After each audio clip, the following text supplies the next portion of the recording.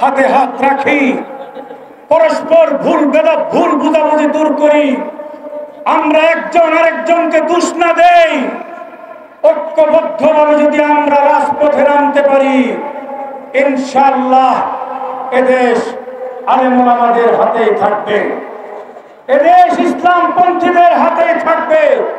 শেষ কথা বলি, আপনারা আল্লামা মামুনুল হক সাহেবের বক্তব্য শোনার অপেক্ষায়।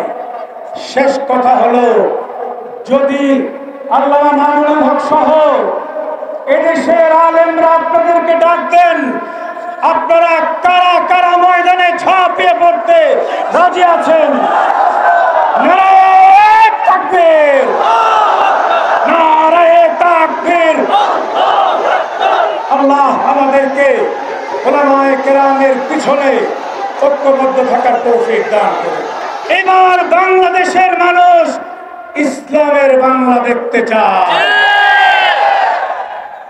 আমার ইসলামের বাংলা যদি আমরা দেখতে চাই, তাহলে কুরবানির নজরানা পেশ করার মানসিকতা থাকতে হবে।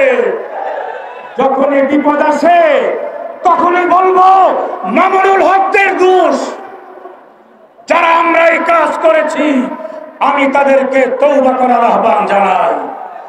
যারা বলেছি আলেম ওলামারা তাদের কারণে অস্থিতিশীল পরিবেশ হয়েছে, তাদেরকে তওবা করা উচিত।